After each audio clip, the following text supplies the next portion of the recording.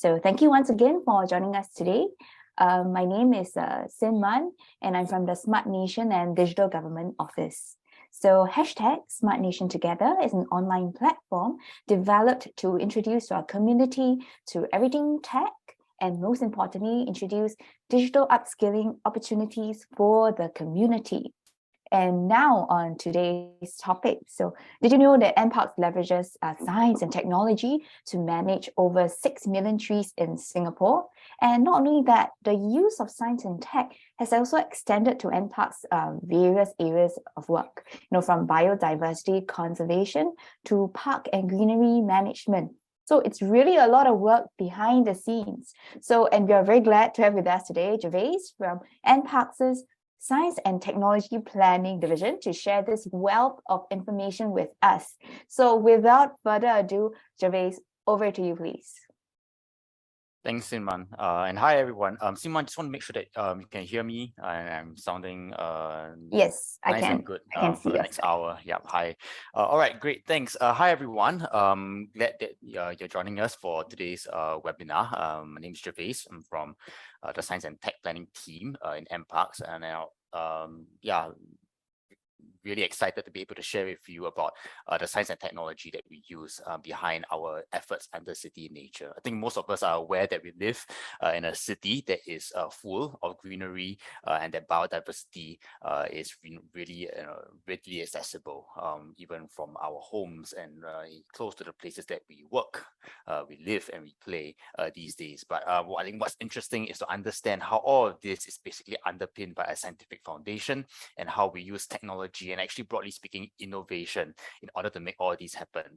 So today, what I'd like to do is really as such, what I'll be presenting today is essentially providing everyone, a really quick snapshot of Singapore's greening journey, the story of how we started out as a garden city and then transformed along the way into City in Nature, and how even in those early days we made use of various innovative practices even before science and technology was an in thing.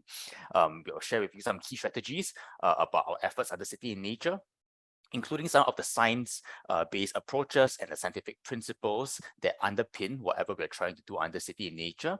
And then finally, for the last part of my presentation, I'll be sharing with you how we harness digitalization and technology in our efforts. Lots of videos in this part, so stay tuned for that. But I'll showcase some of the technologies that we are using or are looking to use in areas such as tree management, park management, biodiversity management, and then I'll wrap off with some technologies that even you can use as part, of joining us to explore our City in Nature, or even contribute towards our City in Nature. So for the very first part about Singapore's greening journey, I promised you a story, so I'll tell you a story. A really long time ago, before the modernization of Singapore started to happen, Singapore was essentially a tapestry of primary lowland forests. These are basically rainforests that are native to the region.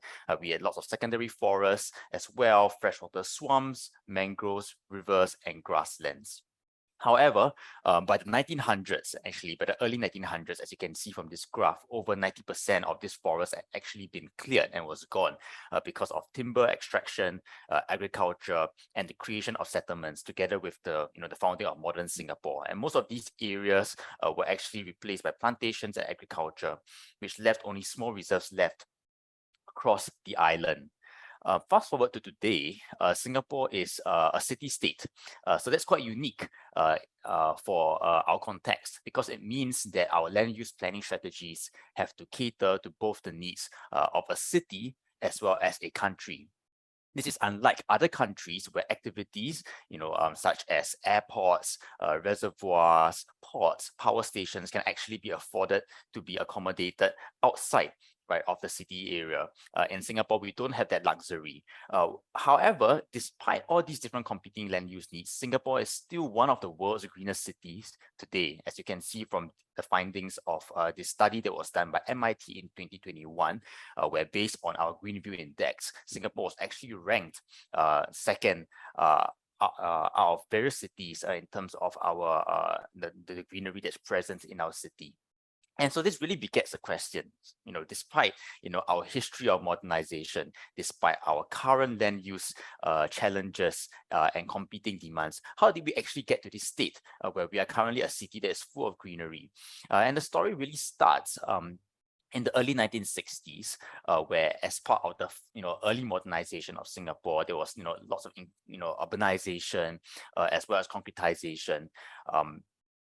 And creating a harsh environment potentially for Singaporeans to live in. This was coupled by the fact that there was a disparity as well of greenery across different parts of Singapore, where in certain areas like private homes and gardens, there will be lots of greenery, where in certain other places across Singapore, it would be a stark contrast, lots of urbanization in a harsh environment. This then stimulated our founding fathers to really think about how we could use greenery and the greening of our city, such as through the planting of trees, to create the best possible living environment for all Singaporeans, rich or poor, young and old, and also use greenery as a way to make our city distinct, and finally as a social leveler where greenery could be accessible for everyone. This led to the Garden City vision, which I think many of us are familiar with. This started in 1967, and back then this was a new vision to integrate greenery into our city and to make our city as green as possible and to make parks as accessible as possible to people in as fast a way as possible. So early innovation took place right from those days. Right, because it was a whole of government, whole of nation priority to green the city amidst all this urbanization that was taking place. So plant trials were done to enable us to quickly plant, different kinds of suitable, fast-growing straight trees, shrubs, climbers, and creepers across our city. One such early innovation was the use, for example, of planting troughs along our overhead bridges, or the cultivation of climbers along our overhead bridges as well, so to green up this hard infrastructure.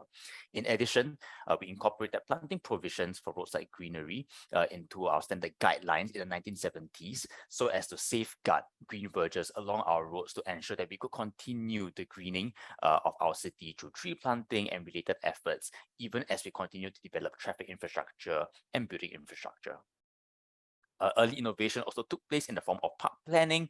Many of us currently appreciate the wide network of parks that we have, as well as the network of park connectors that we have to explore our island. What maybe isn't so apparent to many of us was that this idea actually was conceptualized in the early days, in 1990, where the idea was to make use of drainage as well as road reserve land for other purposes such as recreation, to provide a green link between our parks, therefore optimizing space in our land scarce Singapore for purposes such as recreation as well as connectivity.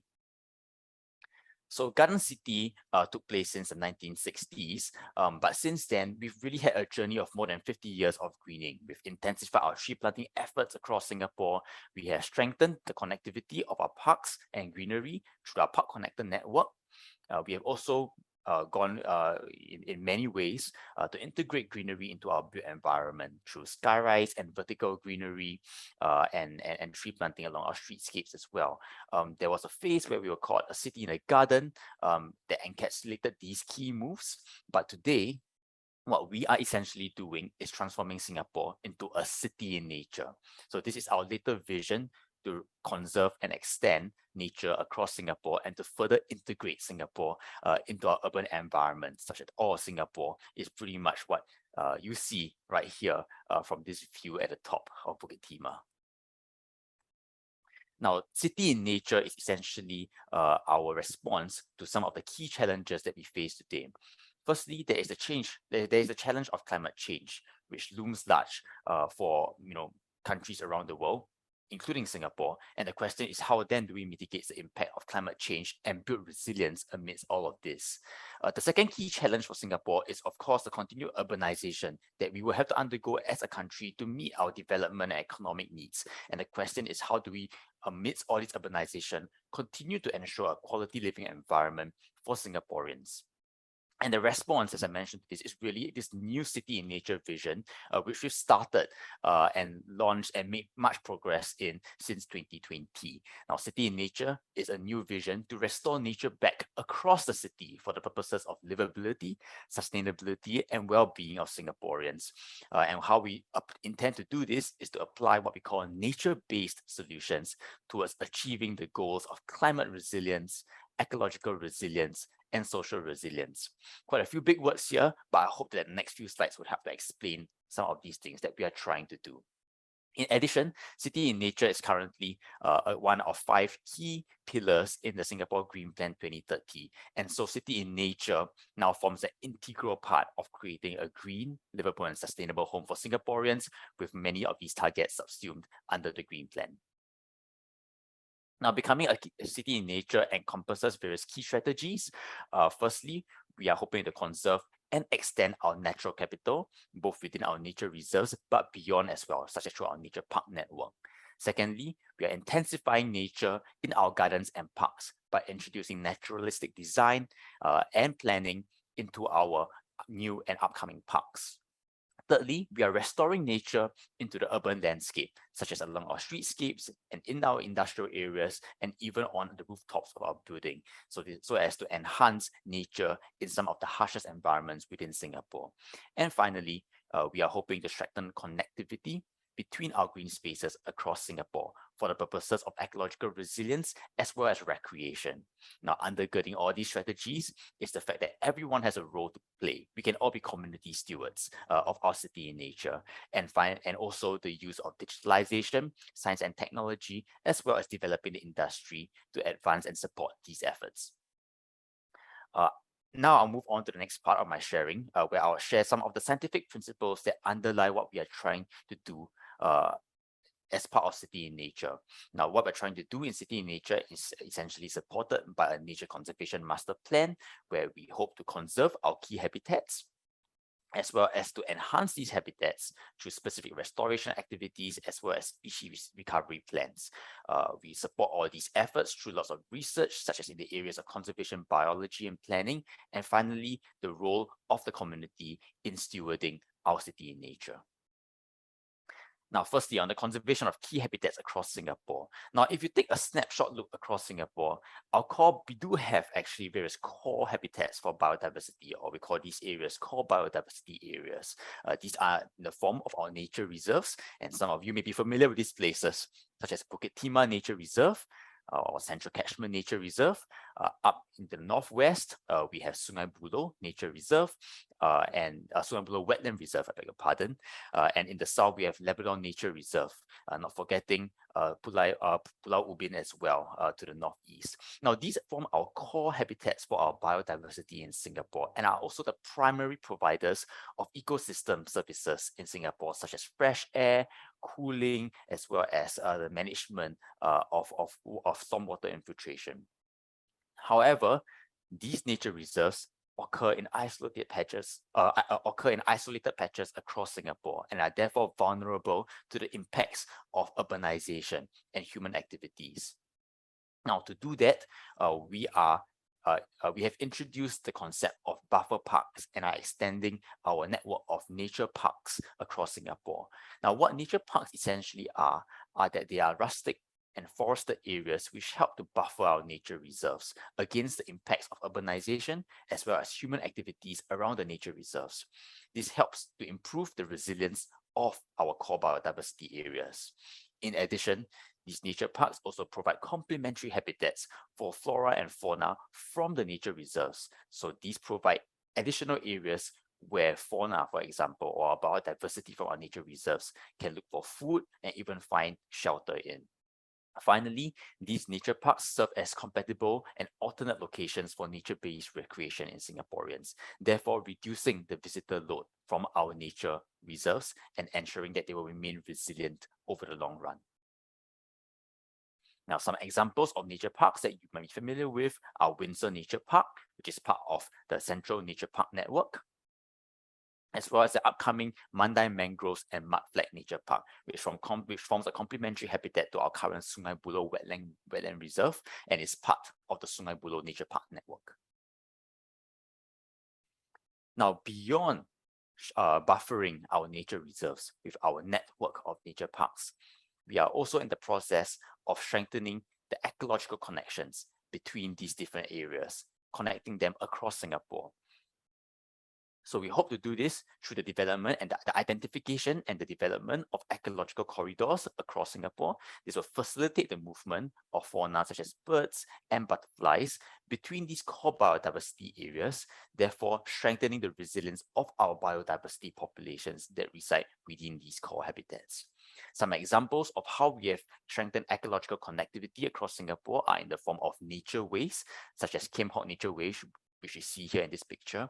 Now, in the past, under the previous Garden City vision, we would plant trees of the same species in avenues. Looks really neat and tidy, but where it actually comes to value for the movement as well as habitat for biodiversity, not so great. However, right now, in the process of implementing nature ways, we have started to introduce multi-tiered planting across our streetscapes, which look like something in the picture that you see in front of you. So this multi-tiered structure with trees in the canopy, trees in the sub-canopy, various shrubs, even in the understory. This structure actually emulates the natural structure of our rainforest. So we are essentially bringing the rainforest structure into our urbanized areas. This not only allows songbirds and butterflies to passage through these areas from one nature reserve or one nature park to another, but also provides food and shelter for biodiversity along these areas, therefore bringing biodiversity closer to the places that we live.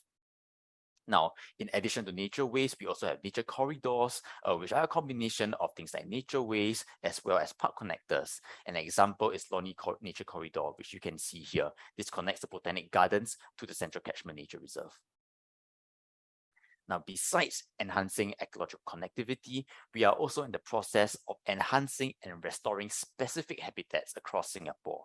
We have a forest restoration action plan, which makes use of different strategies, such as the framework species method, the assisted natural regeneration, or maximal species diversity methods to reforest and to restore and to enhance our existing forests across Singapore, especially our secondary forests that maybe aren't so diverse at this point in time. So depending on the current state of the particular forest, we will adopt a suitable methodology that is based on scientific principles in order to bring that particular forest to the final end state that we want. Now, some examples of forest restoration efforts that have taken place include those at our nature parks, such as the Rifle Range Nature Park, which was only recently opened.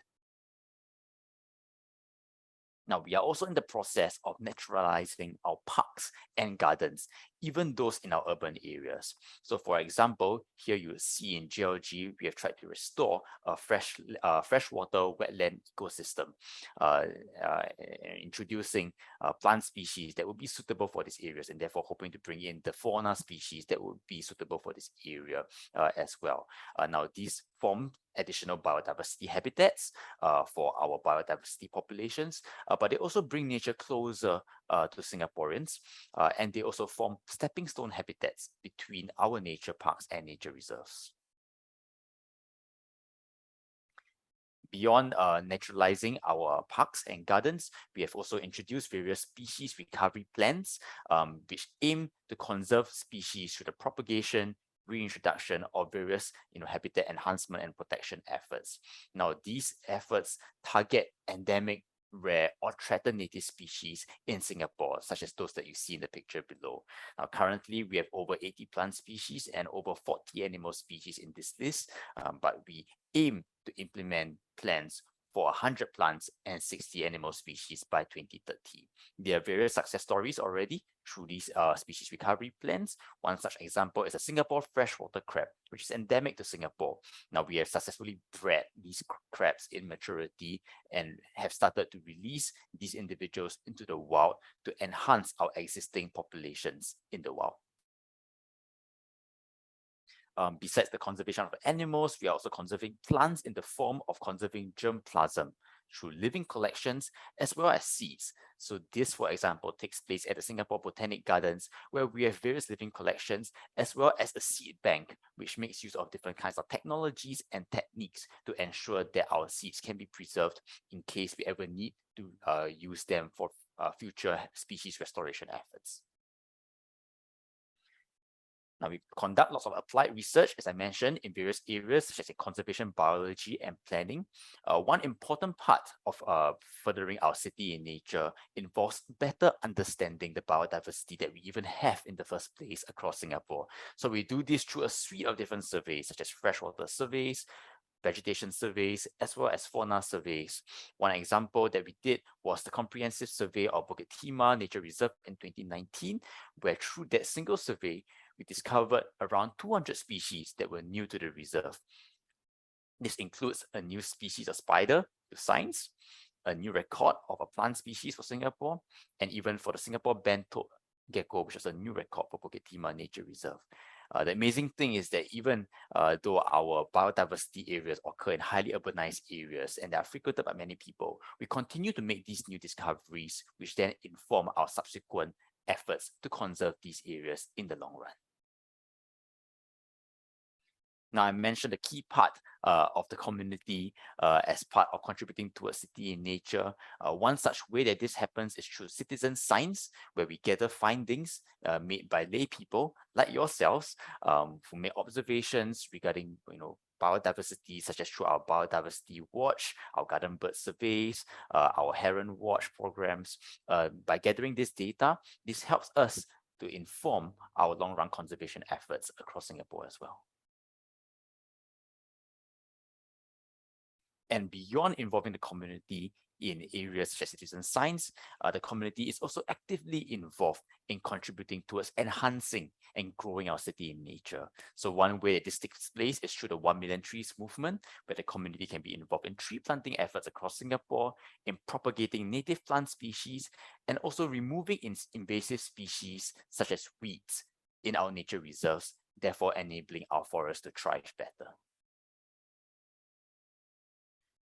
Now, I'll share with you about our overall approach to city in nature and how we harness research as well as take a science-based approach and apply science-based principles to the overall execution of the city in nature vision.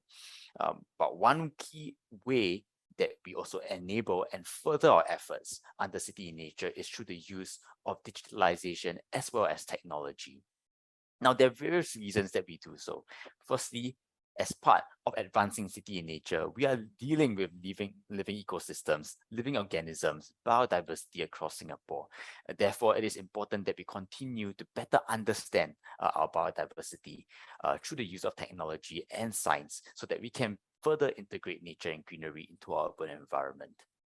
In addition, the use of technology helps us to ensure greater coordination, synergy, and efficiency in the implementation of city in nature, such as through more rapid and informed decision-making. Finally, the use of technology also helps us to become more adaptive to a rapidly changing operating landscape, such as due to climate change or even in a pandemic situation. Now, to encompass the efforts that we are that we are pursuing in science, digitalization, and technology, there is an NParks Science and Technology Master Plan, which spells out the key areas and key domains of work that are considered to be important and critical for the success of city in nature. This encompasses the various areas of work that we do, not just in research, but also in harnessing operational technologies as well as digital systems. In NParks, one thing that we do to further our efforts is to have everything start from a map. So all our data systems, the data that we get from our different sensors and technologies, or even manual inspections on the ground, are integrated and combined onto a map. This forms a common platform for sharing data as well as integrating work processes, therefore enabling our officers to make better decisions in real time. To further our efforts in deploying and pushing for technology and digitalization, we have also organized our different technologies into key areas that we call ecosystems of technology. So for example, our different tools that we use for urban tree management are are coordinated under an urban tree management ecosystem. Our different technologies and sensors and use of digital systems for park management are combined into a park management ecosystem. And what I will do for the rest of this sharing is to share with you some of these individual tools that we use for some of these key ecosystems.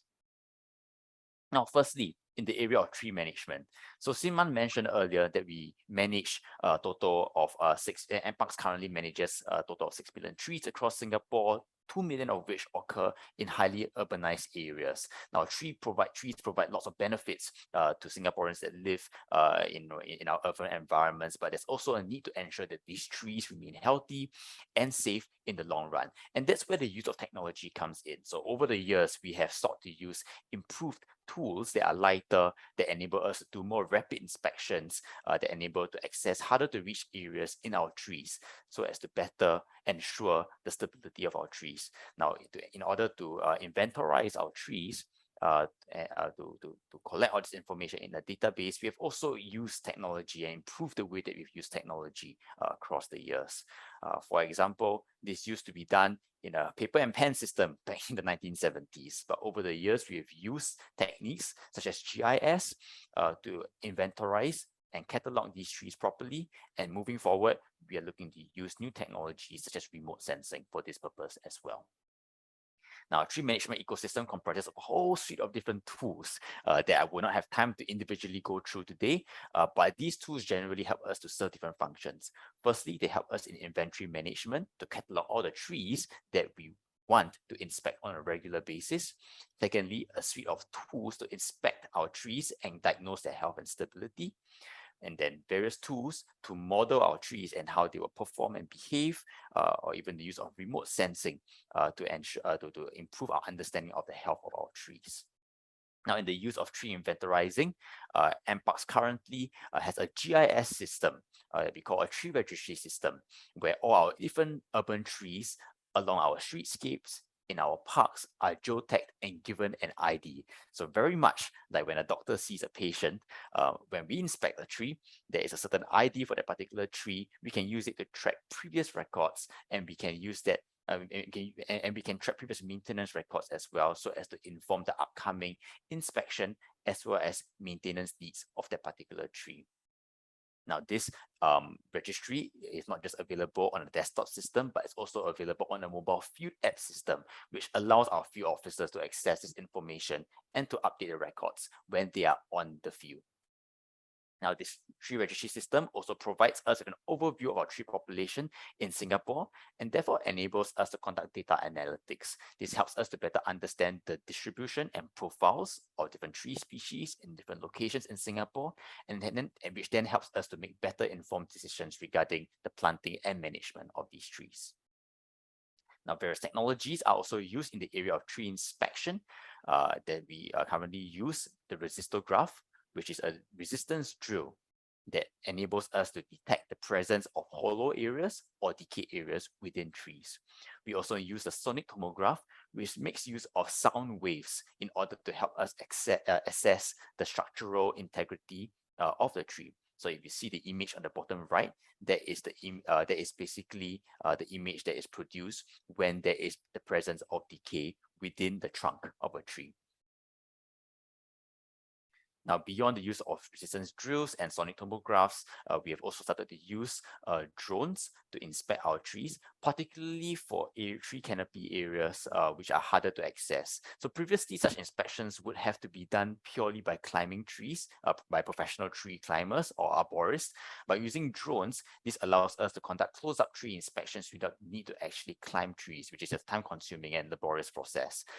Besides this, it also enables us to look closely at certain tree defects like cavities, and to also identify the kinds of biodiversity, such as the kind of plants or orchids or creepers that make use of our trees to actually survive and thrive.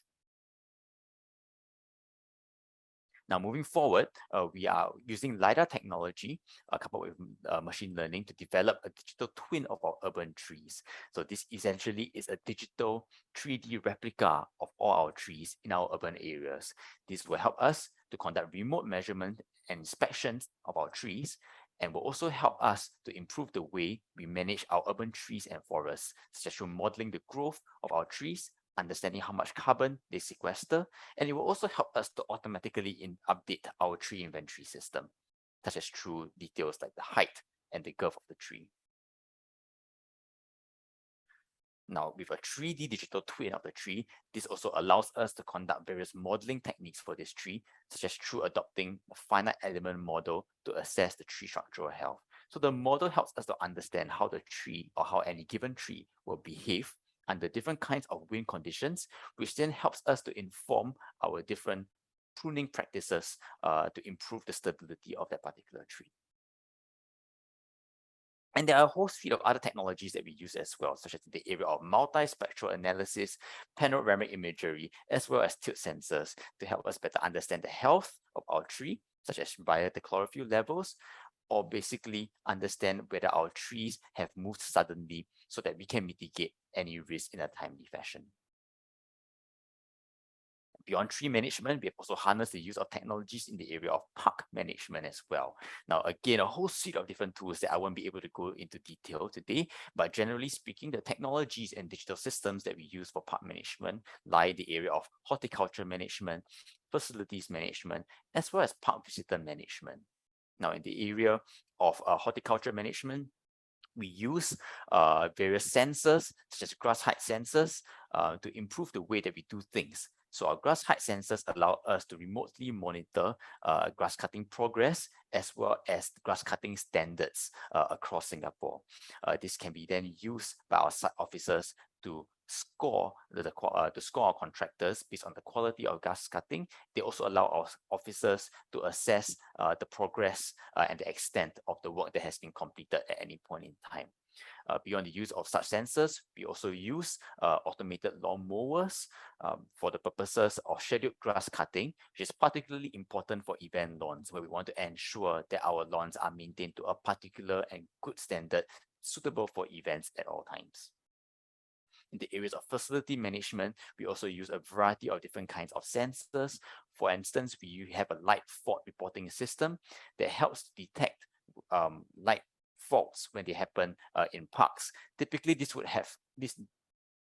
to detect such faults, you would actually have to do a site inspection to identify where, if a light has blown and a particular area of the park is dark. But now with these sensors, this allows us to not just detect these faults, but to also monitor the time that it takes, for contractors to respond as well as repair these faults.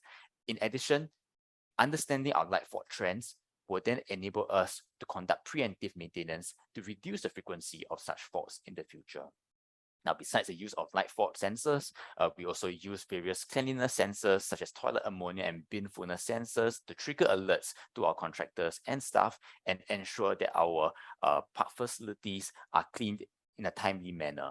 We also have various weather sensors that allow us to monitor our weather conditions on site, and these then interact with our irrigation systems to water our plants in a timely manner, as well as visitor information systems as well.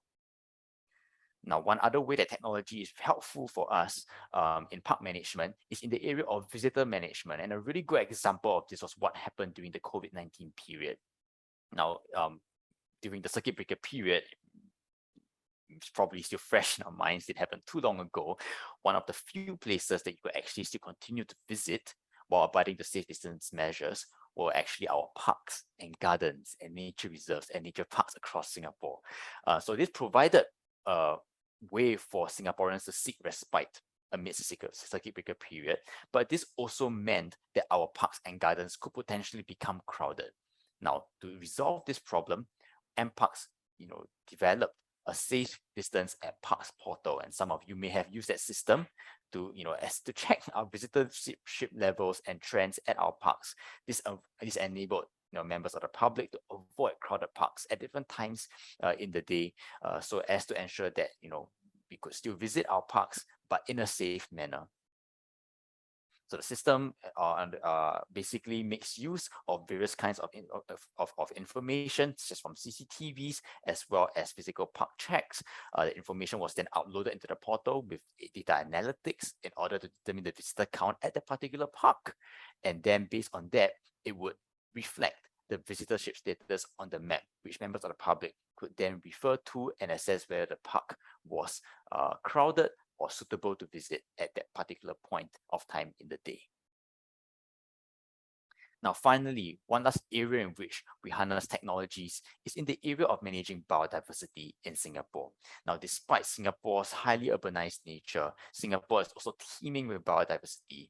The numbers say it all. Over 2,000 native vascular plant species, over 400 bird species, over 60 mammal species, over 100 reptile species, and so on and so forth.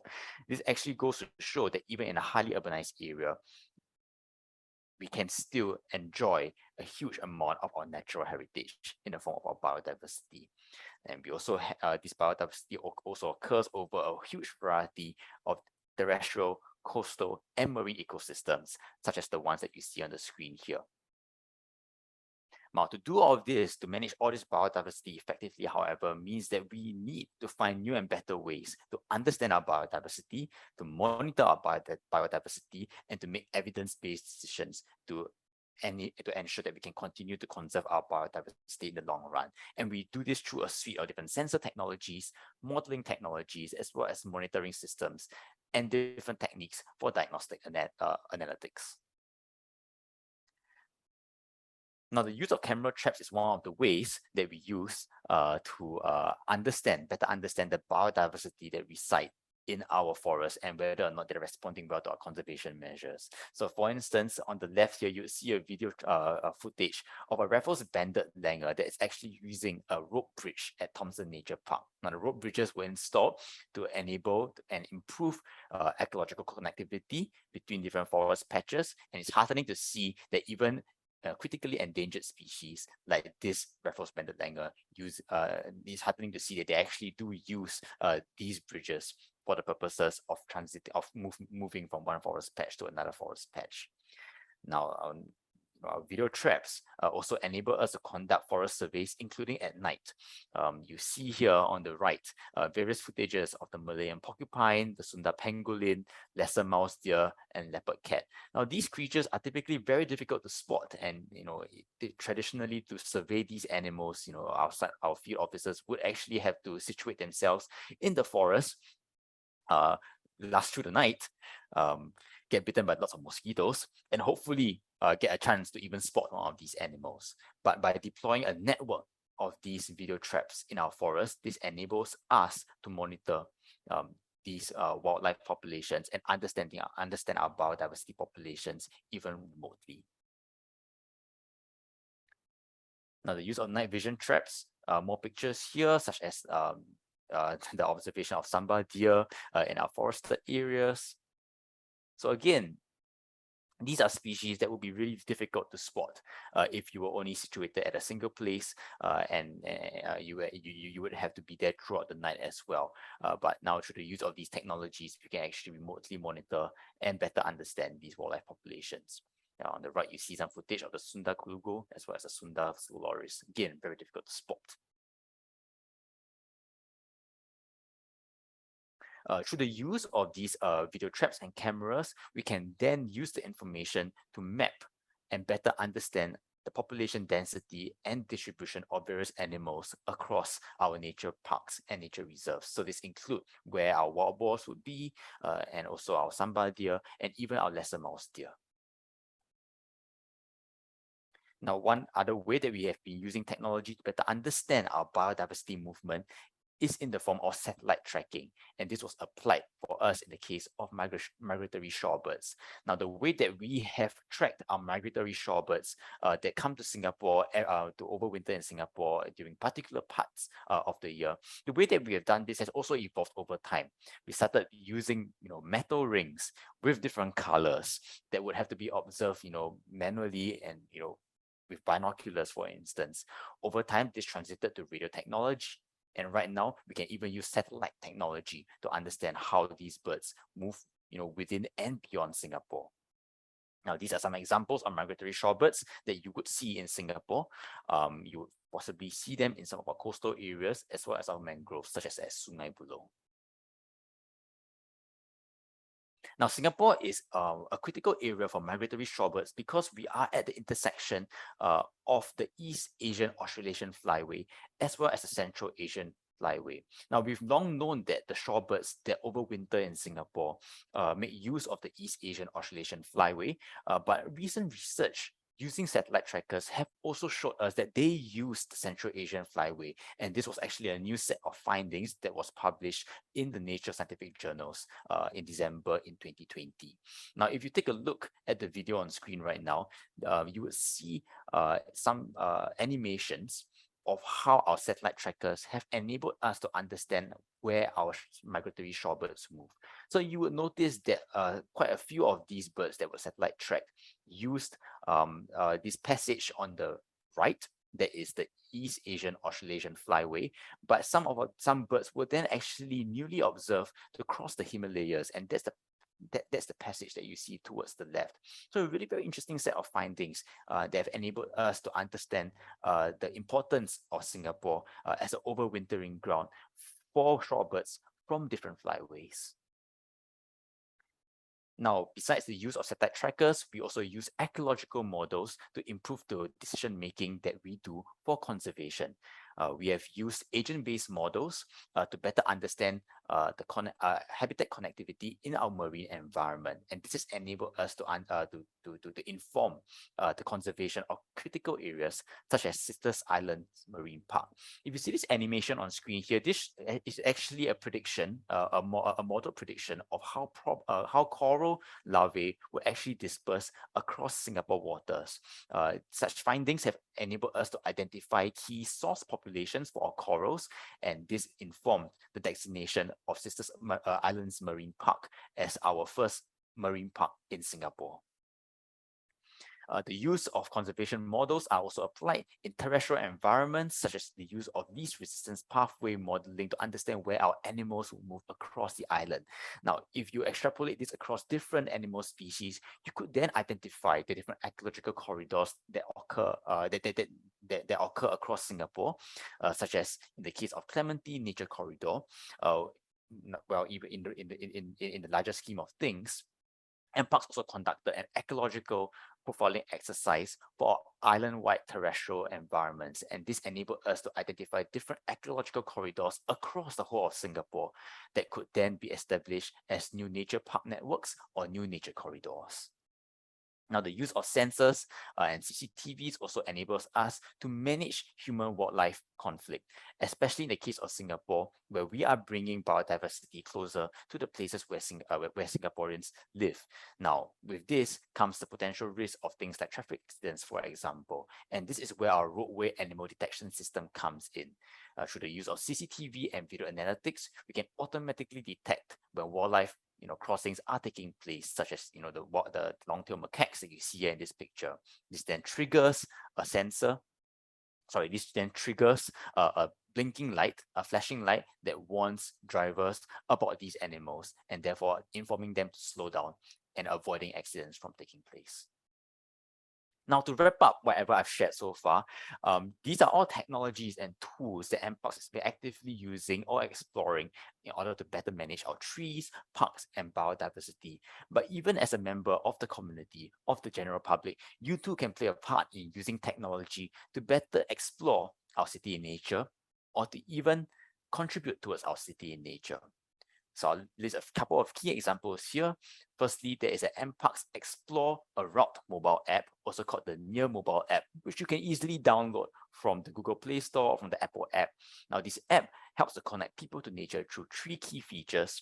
Firstly, it helps with wayfinding, where you can find out what are the nearest park connectors to your house and use that to navigate from one park to another park, or one part of Singapore to another part of Singapore.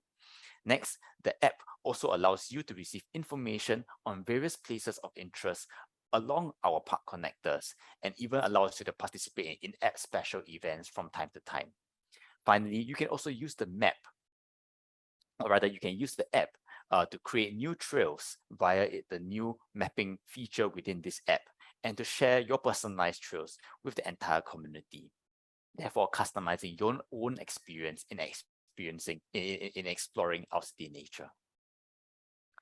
We have an online portal that's called Trees SG. You can search that out really easily online as well. This online portal allows you to explore the trees in your neighborhood. It makes use of our tree inventory system that we also use to inspect our trees. It allows you, so using the app, you can explore the trees in your neighborhood. You can understand them better. In addition, you can also use them to plot a tree. You know, when you've planted a tree under the 1 million trees movement, you can plot the tree into the map, take a picture of the tree, upload it into the system, and then you can relocate this tree over time in the future as a lasting memory for something that you have tangibly contributed to our city and nature. And finally, we have the SG Bio Atlas app, which again can be downloaded from Google Play Store or App Store. This Bio Atlas app allows members of the public to contribute towards our citizen science programs, such as our Garden Bird Watch, as well as our Butterfly Watch. The map allows you to plot your findings and observations of different kinds of biodiversity, such as birds across Singapore. It also comes together with easy-to-use e-guides that enable you to better identify the biodiversity that occur across Singapore. And therefore, through this information that is being gathered, this can contribute towards our overall citizen science that contributes towards informing our upcoming strategies for conservation across Singapore. I've come to the end of my presentation, and I've probably taken a little longer than I should, but just wish to invite everyone finally to stay connected with us through our different platforms on YouTube, TikTok, and our other platforms as well. And again, thank you very much, and please feel free to contact us as well if you've got any queries on what we've shared today. Thank you.